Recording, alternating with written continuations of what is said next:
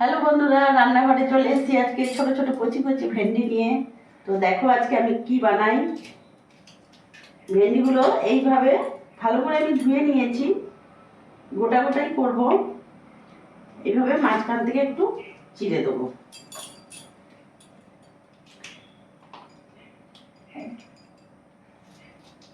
এরকম করে চিড়ে দেবো।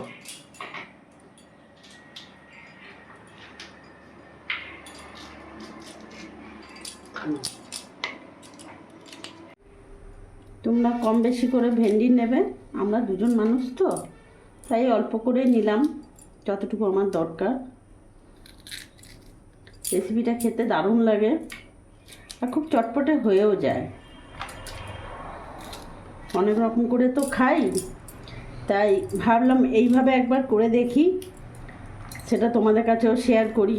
যেহেতু আমি প্রত্যেক দিন যাই বানাই না কেন, সেটা তোমাদের কাছে আমি শেয়ার করি, তাই আজকে নতুনত্ব একটা বানালাম। এইভাবে কেটে কেটে দিলে ভেন্ডিতে নুন হলুদ মশলা ভালোভাবে ঢুকবে।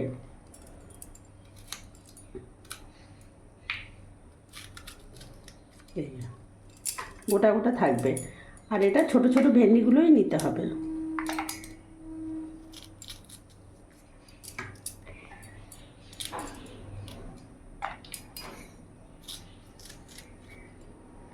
এইভাবে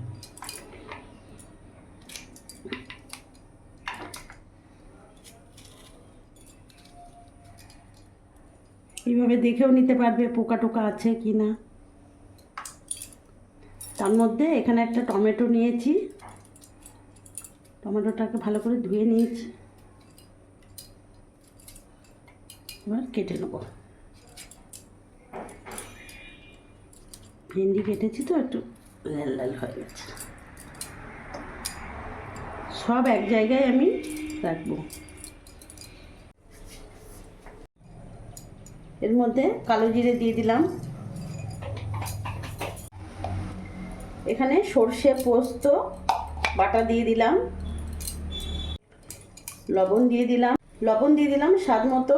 এবার হলুদ গুঁড়ো দিয়ে দিলাম, সর্ষের তেল দিয়ে দেবো, এটা সর্ষের তেলই লাগবে। বাস, এবার ভালো করে মাখিয়ে নেব।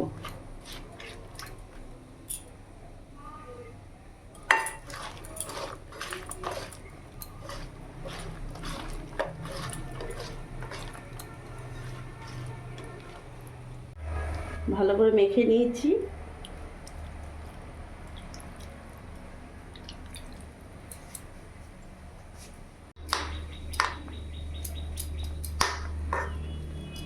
এবার গ্যাসে আমি বসিয়ে নেব।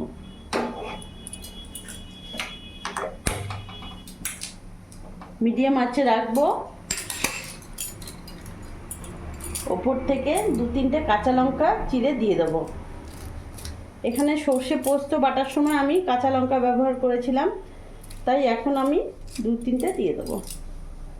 তোমরা যেমন ঝাল খাবে সেই হিসেবে কাঁচা লঙ্কা দেবে।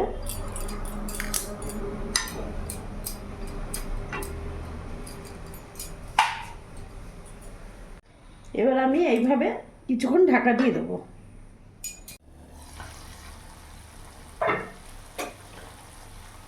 কিছুক্ষণ ঢাকা দিয়ে রাখার পর এখন ঢাকা খুলে দেখছি, দেখো ভেন্ডি একেবারে সেদ্ধ হয়ে গলে গেছে। আমি এর আগে একবার এসে দেখে নাড়িয়ে দিয়েছিলাম। এটা এইভাবে শুকনো শুকনো হবে,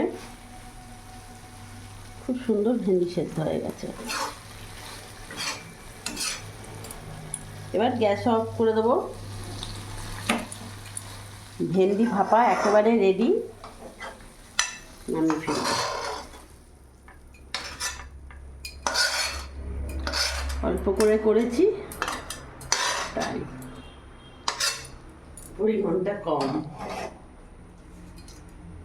খেতে দারুণ লাগবে গরম ভাতে।